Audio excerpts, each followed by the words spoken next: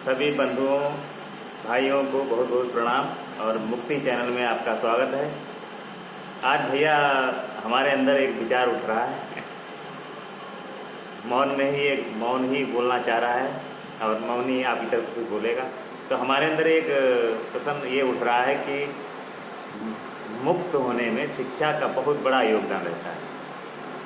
कहीं कहीं हमारे लिए भी शिक्षा ने ही काफ़ी योगदान किया, क्योंकि हमारे यहाँ पुस्तकें पहले ही मौजूद थी। पिताजी ने बहुत खरीद रखी थी, कहीं उन्होंने भी पढ़ाया और उनसे सुना है, हमने भी पढ़ा है। तो उसे पढ़कर काफ़ी व्यवहार में परिवर्तन आया और मुक्ति की तरफ बढ़े और अभी भी अग्रसर हैं। और कहा भी गया है कि विद्या ददाति विनयम, ऐसी शिक्षा जो विनय की तरफ बढ़ाया गया, तभी मुक्त होने में सहायक होंगे। और मुक्त होंगे तभी आनंद आएगा। तो ये भाग दौड़ तो चलती रहेगी, मगर फिर भी इसमें आनंद रहेगा। कहीं न कहीं अपने आत्मबोध अंतरात्मा मतलब स्वयं से जुड़े रहेंगे। और जब व्यक्ति स्वयं से जुड़ा रहता है तो बहुत ही आनंदित होता रहता है। तो हमारे अंदर तो इतना ही आ रहा, मगर भैया आप और अच्छी तरीके से सभी दर्शकों को समझा सकेंगे कि मुक्त होने में शिक्षा की बहुत बड़ी भूमिका है और किस प्रकार से हम शिक्षा में ऐसी चीज़ों को शामिल करें, ऐसी शिक्षा दें कि परिवार का कल्याण हो, उसका स्वयं का हो, फिर उससे जुड़े भाई बंधुओं का हो, परिवार को, परिवार से समाज का हो, समाज से देश का हो और देश से विश्व को करना। वसुधैव कुटुंबकम, विश्व ही हमारा परिवार है। और इसमें शिक्षा का बहुत बड़ा योगदान है, क्योंकि हमने देखा है कि अगर शिक्षा विद्या ददाति विनयम से थोड़ा अलग है तो कहीं कहीं बच्चे ऐसा ना रोबोट बन जाएंगे। तो एक अच्छा समाज, अच्छा परिवार जो हम सोच रहे हैं बच्चे के लिए, हमारे लिए बच्चा ये करेगा वो सब हमारे जो भी परिकल्पनाएँ होती हैं अपोजिट हो जाती है। भैया वैसे कुछ चर्चा। नमस्ते। बहुत अच्छा प्रश्न है शिक्षा, क्योंकि चारों तरफ शिक्षा शिक्षा शिक्षा कहते मिल जाएंगे लोग। शिक्षा हो शेरनी का दूध है, जो पिएगा वो दहाड़ेगा। शिक्षित बनो, संगठित रहो, संघर्ष करो। और सरकार भी शिक्षा के तमाम पोस्टर हर जगह लगे हुए हैं। शिक्षा बढ़ाइए।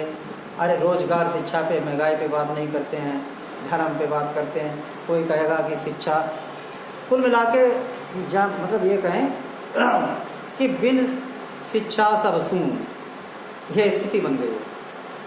अब देखना ये कि जो शिक्षित व्यक्ति हैं वो अच्छे हैं या शिक्षित से शिक्षा है क्या? हाँ, विद्या ददाति विनयम का विनय है। अब यहाँ पर जो शिक्षा का मतलब जो अर्थ किया जाता है, शायद पढ़ लिख करके रोटी पानी का इंतजाम है।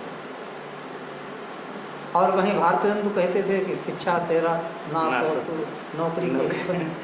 और ठीक उसके उल्टे आजकल माँ बाप से लेकर पूरा सबके सब इसी बात पे लगे रहते हैं कि शिक्षित हो जाए तो कुछ करने लगे। खैर, एक हाई स्कूल में बहुत ही अच्छा पाठ था, गेहूं बनाम गुलाब। हालांकि जब मैं हाई स्कूल में था कभी समझ में नहीं आया। राम वृक्ष बेनीपुरी का, अब पता नहीं है कि नहीं। जब मैं पढ़ता था 1989 में हाई स्कूल में किया, तो गेहूं बनाम गुलाब पाठ था राम वृक्ष बेनीपुरी का। उसके बाद मैंने कई बार पढ़ा, मेरी समझ से बाहर, सर के ऊपर से निकल गया। इंटर में भी नहीं समझ में आया। स्नातक के बाद जब उसे पढ़ा तो समझ में आया। गेहूं हमारी मूल आवश्यकताएं, गुलाब हमारा मानसिक संतोष। दोनों का संतुलन अति आवश्यक है। अद्भुत बात है, यही होना चाहिए। दोनों का संतुलन। मान लीजिए हम शांति की बात करें, मुक्ति की बात करें, आपसे सारी चीज़ों की बात करें कि आप शांत रहिए, बिल्कुल सारी चीज़ें हटा दीजिए, झगड़ा मन से सब कुछ, चिंताएं फिक्र, और पेट खाली, पेट में भूख लगी है, तो ये सारी बातें समझ में नहीं, भाई कहा गया सुनाई ही नहीं देंगे। भूखे भजन होए पाला। और ठीक इसका उल्टा भी है कि हम रात दिन पैसे कमाने में लगे रहेंगे। पैसे कमाते हैं आनंद के लिए। पैसे का वास्तविक अर्थ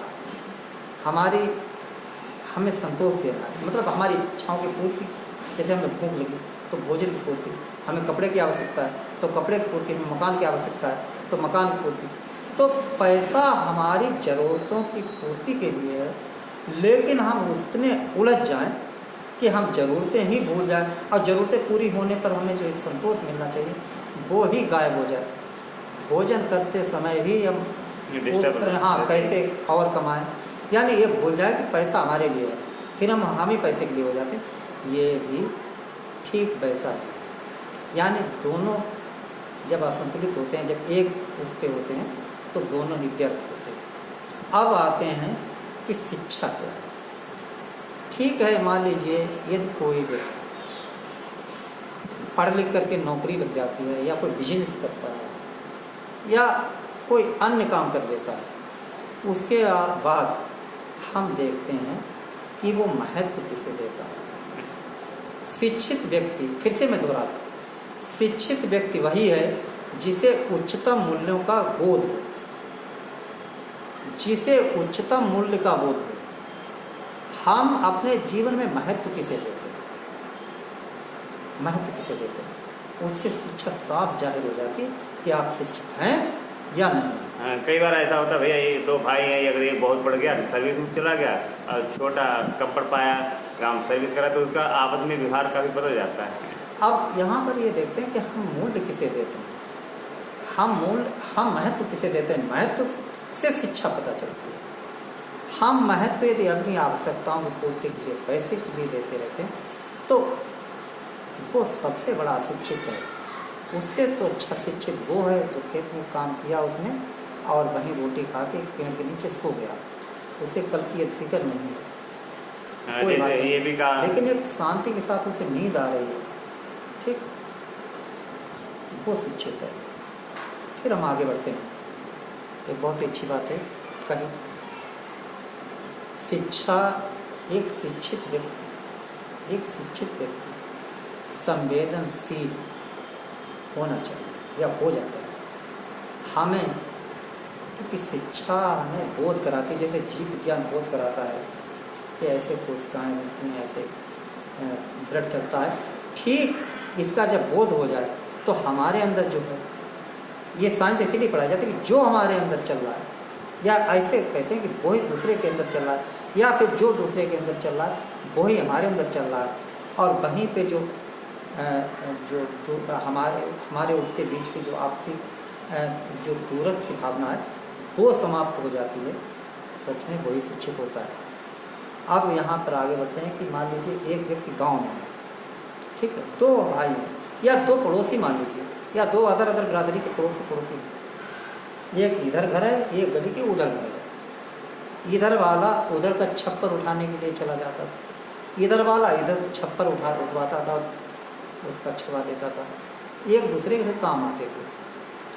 अब वहाँ पे मान लीजिए 10 घर हैं, तो 10 घर ही मिलकर एक, मतलब एक उसका कोई उसका कोई उसका, और उसमें एक शिक्षित हो गया। अब उसकी नौकरी लग गई, उसने किसी नगर में मकान बनवा लिया। अब वहीं शिक्षित होकर उनकी हेल्प कर सकता था। अब चूँकि उसे ये लग रहा कि मैं यहाँ रहूँगा तो मेरे बच्चे नहीं पढ़ेंगे। हाँ, कुछ कारण ऐसे कि जॉब की वजह से वहाँ रहना पड़ता है। अब जॉब की वजह से रहना पड़ता है, ये मजबूरी होती है। मजबूरी में व्यक्ति जब जॉब से समय मिलता है, हाँ, तब तो अपनत्व भावना के साथ वहाँ जाता भी है और उनसे मतलब अपनी आत्मीयता या उनकी आत्मा की बातें सुनता है। लेकिन जहाँ मजबूरियाँ ख़त्म हो जाती हैं, बच्चे भी जॉब करने लगते हैं, हाँ। और फिर उन्हें समय नहीं मिलता, या फिर बचने लगते हैं कि कहीं ऐसा ना हो कि वो यहाँ पे आ जाए, तो वो मजबूरियों का लाभ ये जो है खैर शिक्षा, हमने कहा कि जिन्हें उच्चतम मूल्यों का ज्ञान हो, ये शिक्षित कई चीज़ें हैं। जैसे एक दिन में बल्ब जल रहा है, ठीक है, और एक कोई व्यक्ति निकल रहा है, या हमारे अपने घर में एक लाइट जल रही है और दिन है, रोशनी की आवश्यकता नहीं है, लेकिन हमने उसे बंद नहीं किया, हम अशिक्षित हैं।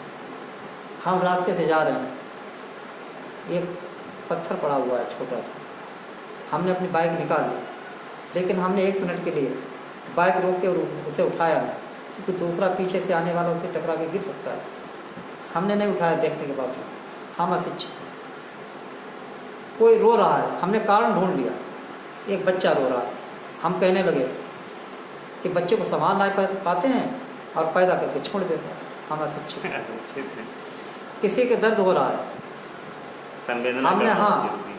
हाँ, और मतलब कोई परेशान नहीं, हमने परेशानी का कारण ढूंढ लिया कि ये इसने अपनी बाजू मतलब अपनी वजह से परेशान। ये तो सच है कि वो अपनी वजह से परेशान है, क्योंकि उसकी अपनी वजह नहीं होती तो रोता क्यों। लेकिन हमने वही कारण दिखा के और उससे मुंह फेर दिया, हम अशिक्षित हैं।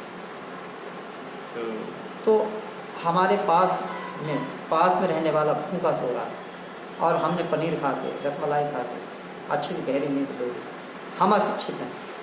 इससे तो अच्छा शिक्षा तो अशिक्षित ही भी अच्छा है। हाँ, जो कम से कम नहीं तो पूछ के कि भैया खाना खा लो, आके अपना भी खाता है, उसे भी खिला देता है। जैसे भैया तो कहा वो गया अशिक्षित है। कबीरदास ने कहा, बड़ा हुआ तो क्या हुआ जैसे पेड़ खजूर, बैठन को छाया नहीं, पंथी को छाया नहीं, फल लागे खजूर।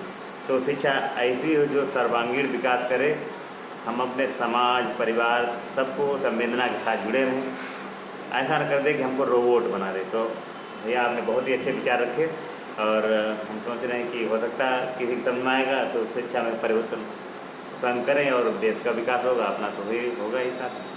तो फिर भैया ठीक है, सब नमस्ते।